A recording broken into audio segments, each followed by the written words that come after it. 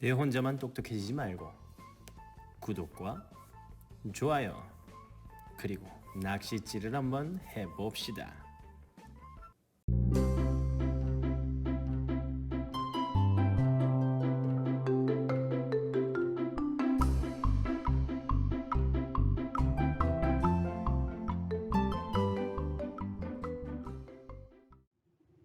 오늘 수업 준비를 해볼까요? 과학책 62쪽, 실험관찰 28쪽을 준비해 주세요. 이번 시간에는 공기를 이루는 여러가지 기체에는 무엇이 있을까요? 공부를 시작해 볼게요. 오늘도 즐거운 과학 시간 시작해 볼까요?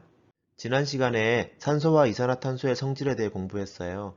우리 눈에 보이지 않는 공기가 여러가지 기체로 이루어져 있다는 말이 사실인가요?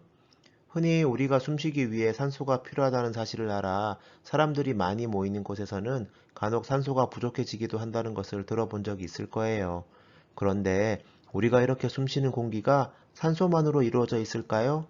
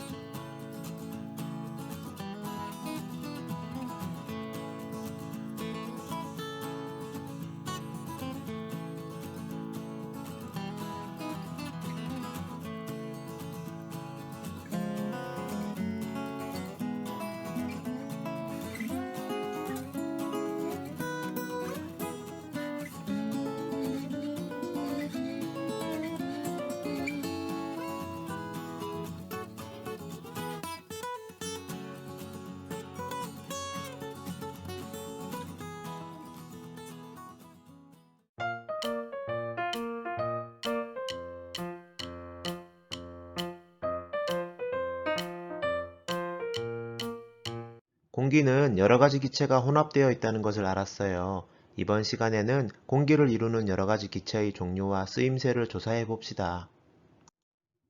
공기를 이루는 기체를 조사해 보면 다음과 같은 기체들을 찾을 수 있어요.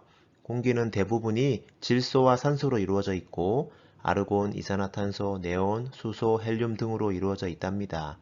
공기를 이루는 기체, 공기의 구성 비율 등으로 검색해 볼 수 있어요. 질소는 다른 물질과 거의 반응하지 않고 안정적인 물질이에요. 그리고 인체에 해를 입히지 않는 특성 때문에 식품을 보관하는 데 널리 사용된답니다. 과자 봉지가 빵빵하게 들어있는 것들은 질소를 넣어둔 것이에요. 산소는 다른 물질과 반응을 잘하는 성질을 가지고 있어요. 다른 물질을 잘 타게 하기 때문에 용접과 같이 불꽃을 필요로 하는 곳에 활용된답니다. 가장 중요한 역할은 사람을 비롯해서 모든 생물이 생명을 유지하는 데 필수랍니다. 그래서 스스로 숨을 쉴 수 없는 상황에서 호흡장치나 잠수부 산소통 등에 산소가 쓰입니다. 이산화탄소도 특별한 독성을 나타내지 않아 우리 생활에 많이 이용되고 있어요. 대표적으로 탄산음료를 만들 때 사용되며 이산화탄소를 음료 속에 주입하면 물과 반응하여 탄산이 된답니다. 이산화탄소를 매우 낮은 온도에 두면 드라이 아이스로 변하는데 신선식품을 보관할 때 주로 이용돼요. 불을 끄게 하는 성질을 이용해 소화기에도 사용된다고 이전 시간에 공부했었죠? 아르곤은 어떤 물체를 산소나 다른 반응을 하는 기체로부터 보호하는 역할을 한다고 해요. 백열전구나 형광등의 조명기구에 넣는 가스로 활용된답니다. 백열등 안에 있는 필라멘트가 산소와 만나 부식되는 것을 방지한다고 해요. 이러한 특성으로 인해 마시다 남은 포도주를 신선하게 보존하거나 남은 페인트 등을 보존하는 데도 사용된답니다. 다음으로 헬륨은 가벼우면서도 폭발성이 없어 풍선, 기구, 비행선을 띄우는 기체로 주로 활용된답니다. 수소는 청정 연료로 전기를 만드는 데 활용되기도 하며 수소를 연료로 움직이는 수소 자동차도 미래 사회에 각광받고 있답니다. 네온은 특유의 빛을 내는 조명기구나 네온 광고 등에 주로 이용되고 있어요. 공기를 이루는 기체와 생활 속에서 어떻게 이용되는지 조사한 결과를 실험 관찰에 기록해 보세요. 선생님은 생각 그물 방식으로 기록했지만 그림을 그리는 등 다양한 방법으로 결과를 기록할 수 있답니다. 과자 봉지에 질소를 넣어 둔다고 했죠? 질소 대신 산소를 채우면 어떻게 될까요? 산소의 성질과 연관지어 생각해 보세요.